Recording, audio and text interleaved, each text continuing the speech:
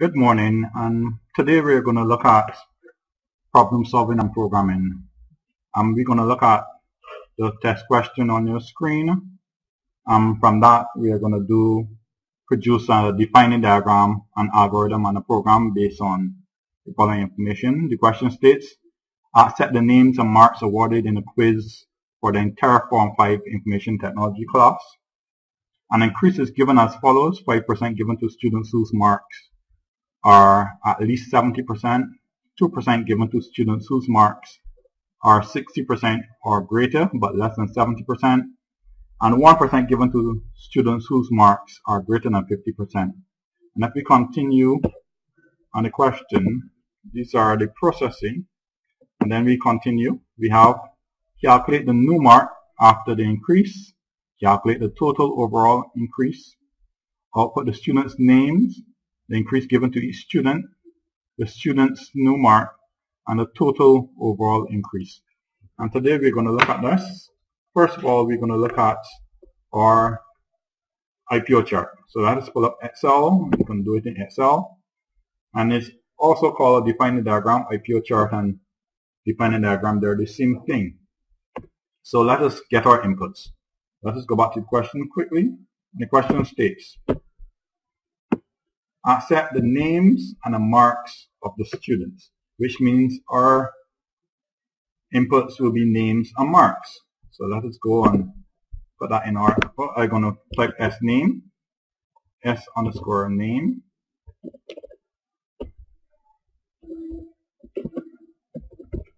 and marks will be S underscore marks.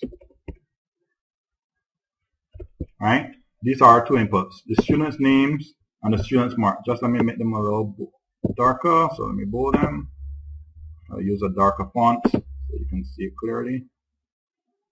There we go. Okay. So now let us look at our outputs, because it's easier to put the inputs and outputs than actually processing. So our outputs, it says, output the students' names, the increase given to each new student, the student's new mark, and the total overall increase. So let us look at putting these. So first we have to get the student's name. So again, the same as you have over there, we're going to output S names. I'm going to put the same color. Let us just put all these in the same color.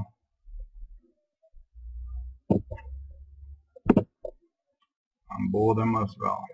Okay, so you have S names. We also want the increase, so I'm going to just call this increase. No fancy thing for that. We want the new mark, so I say new underscore mark. And new underscore marks. And what else do we want? Let's go back. And the total overall increase. So this is our output. T increase. I'm going to call that, because that is for total overall increase. Now when you're giving algorithm, giving names to variables, because these are all variables here.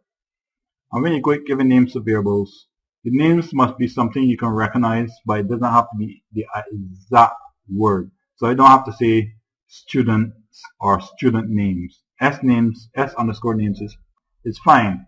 However, it must be one word. So if you realize all of my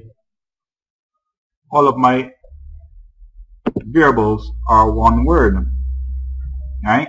S underscore names, S underscore marks, S underscore names, increase, N underscore marks.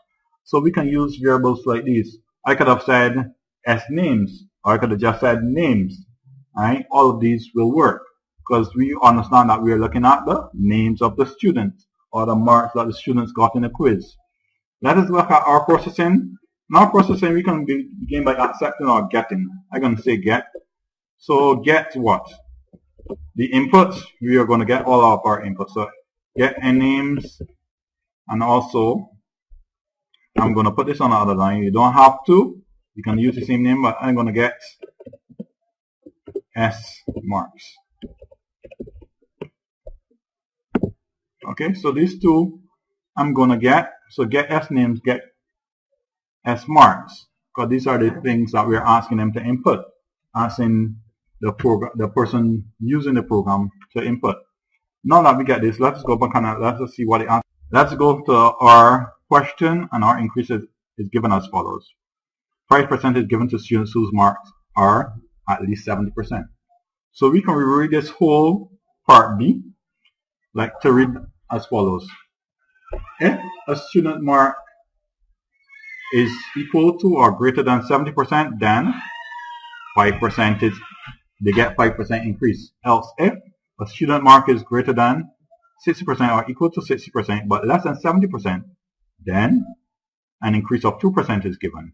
Else, if a student mark is greater than 50%, then an increase of 1% is given. Else, no increase is given. Okay, so let's look at putting this in our procedure now.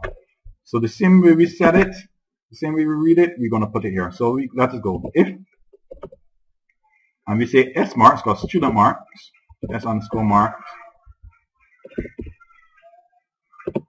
is more than or equal to 70, and that's 70%. Then, what do we have next? Then, we can say that the increase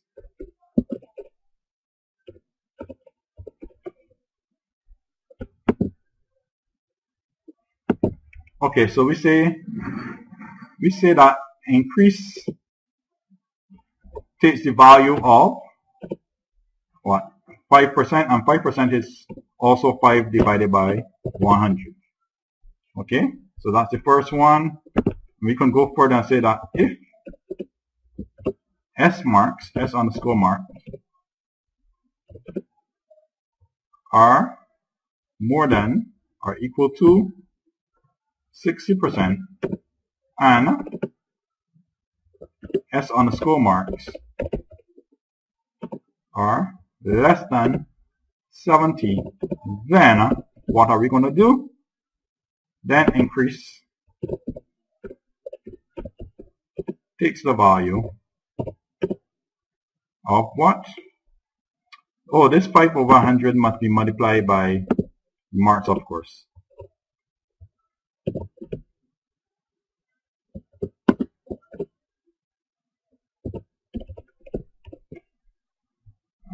Then increase takes the value of 2%, which is 2 divided by 100 multiplied by S underscore marks. And that's the second one. I'm missing something here. What am I missing? My else. So let us put in our else, because else if. Thirdly, else if S underscore marks are more than 50%, and of course they have to be less than 60% because we already are setting some criteria. So less than, and S underscore marks are less than 60%, then, and what are we going to do if that's so? We're going to find the increase. Increase is less than, increase is the value of 1 divided by 100 of our S marks.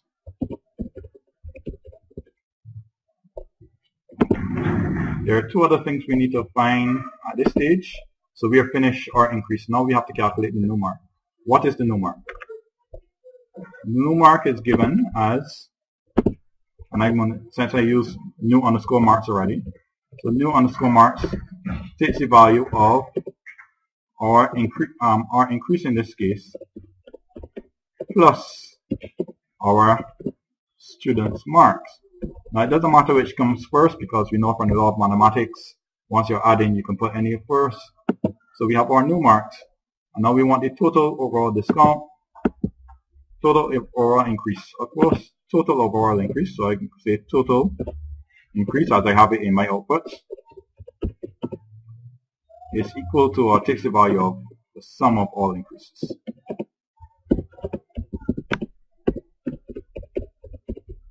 Okay, and as simple as that is fine for your defining diagram. I mean, if you want to go further and use the for loops and show that there are arrays and stuff like that. We can. However, it's not really needed in the dependent diagram. A dependent diagram just to give you a guide, break down the question into parts, and give you a guide of how we're going to define the problem we have, show that we understand what the problem is actually asking us for. However, we can go further. But this is all for the first video. I just want to thank you for tuning in, and I will see you on the next.